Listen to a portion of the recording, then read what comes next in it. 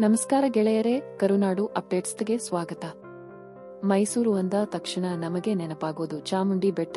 ಆದರೆ ಪ್ರತಿ ವರ್ಷ ಲಕ್ಷಾಂತರ ಭಕ್ತರು ಭೇಟಿ ನೀಡುವ ಈ ಬೆಟ್ಟದ ಹಿಂದೆ ನಮಗೆ ತಿಳಿಯದ ಎಷ್ಟೋ ಅಚ್ಚರಿಯ ಸಂಗತಿಗಳಿವೆ. ಇಂದಿನ ವಿಡಿಯೋದಲ್ಲಿ ನಾವು ಚಾಮುಂಡಿ ಬೆಟ್ಟದ ಬಗ್ಗೆ ನಿಮಗೆ ತಿಳಿಯದ ಕೆಲವು ರೋಚಕ ವಿಷಯಗಳನ್ನು ತಿಳಿಯೋಣ. ನಿಮಗೆ ಗೊತ್ತಾ, ಇಂದು ನಾವು ಚಾಮುಂಡಿ ಬೆಟ್ಟ ಎಂದು ಕರೆಯುವ ಈ ತಾಣಕ್ಕೆ ಹಿಂದೆ ಬೇರೆಯೇ ಹೆಸರಿತ್ತು. ಪುರಾಣಗಳ ಪ್ರಕಾರ ಈ ಬೆಟ್ಟವನ್ನು ಮಹಾಬಲಾದ್ರಿ ಎಂದು ಕರೆಯಲಾಗುತ್ತಿತ್ತು. ಇಲ್ಲಿರುವ ಮಹಾಬಲೇಶ್ವರ ದೇವಸ್ಥಾನವು ಚಾಮುಂಡೇಶ್ವರಿ ದೇವಸ್ಥಾನಕ್ಕಿಂತಲೂ ಹಳೆಯದು. 8ನೇ ಶತಮಾನದಲ್ಲಿ ಗಂಗರ ಕಾಲದಲ್ಲಿ ಇದನ್ನು ನಿರ್ಮಿಸಲಾಗಿತ್ತು ಎನ್ನಲಾಗುತ್ತದೆ. 17ನೇ ಶತಮಾನದ ನಂತರ ಇದು ಚಾಮುಂಡಿ ಬೆಟ್ಟ ಎಂದು ಪ್ರಸಿದ್ಧಿ ಪಡೆಯಿತು. ಬೆಟ್ಟ ಹತ್ತಲು ಇರುವ ಆ 1000 ಮೆಟ್ಟಿಲುಗಳ ಕಥೆ ಏನು?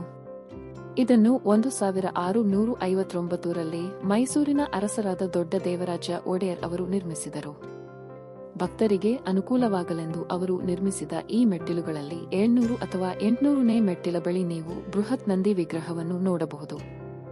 ಈ ನಂದಿ ವಿಗ್ರಹದ ಬಗ್ಗೆ ಒಂದು ವಿಶೇಷ ಮಾಹಿತಿ ಇದೆ. ಇದು ಭಾರತದ 3ನೇ ಅತಿದೊಡ್ಡ ನಂದಿ ವಿಗ್ರಹ.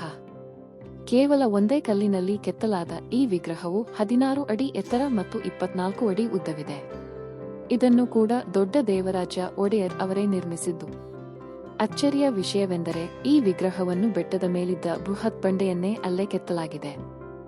ಇತಿಹಾಸದ ಪುಟಗಳನ್ನು ತಿರುವಿದರೆ ಒಂದು ಭಯಾನಕ ಘಟನೆ ಕಾಣಸಿಗುತ್ತದೆ. 1573ರಲ್ಲಿ ಚಾಮರಾಜ ಒಡೆಯರು ದೇವಿಯ ದರ್ಶನಕ್ಕೆ ಹೋದಾಗ ಬೆಟ್ಟದ ಮೇಲೆ ಭೀಕರ ಸಿಡಿಲು ಬಡಿಯಿತು. ಈ ಘಟನೆಯಲ್ಲಿ ಅವರು ಬದುಕುಳಿದರಾದರೂ ಅವರ ತಲೆಯ ಕೂದಲೆಲ್ಲ ಉದುರಿ ಹೋಯಿತಂತೆ. ಅಂದಿನಿಂದ ಅರಸರು ದೇವಿಯನ್ನು ತಮ್ಮ ಮನೆದೇವರಾಗಿ ಮತ್ತಷ್ಟು ಭಕ್ತಿಯಿಂದ ಪೂಜಿಸಲು ಆರಂಭಿಸಿದರು. ಚಾಮುಂಡಿ ಬೆಟ್ಟದ ಈ ಎತ್ತರದ ಗೋಪುರವನ್ನು ನೀವು ದೂರದಿಂದಲೇ ನೋಡಬಹುದು. 1827ರಲ್ಲಿ ಮುಮ್ಮಡಿ ಕೃಷ್ಣರಾಜ ಒಡೆಯರ್ ಅವರು ಇದನ್ನು ನಿರ್ಮಿಸಿದರು. ಈ ಗೋಪುರದ ಮೇಲೆ 7 ಚಿನ್ನದ ಕಲಶಗಳಿವೆ.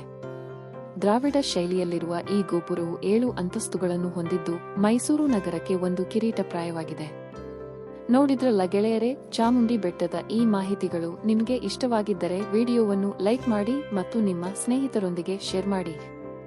ಇಂತಹ ಮತ್ತಷ್ಟು ಆಸಕ್ತಿದಾಯಕ ಮಾಹಿತಿಗಳಿಗಾಗಿ ನಮ್ಮ ಕರುನಾಡು ಅಪ್ಡೇಟ್ಸ್ ಚಾನೆಲ್ ಅನ್ನು ಸಬ್ಸ್ಕ್ರೈಬ್ ಮಾಡಲು ಮರೆಯಬೇಡಿ.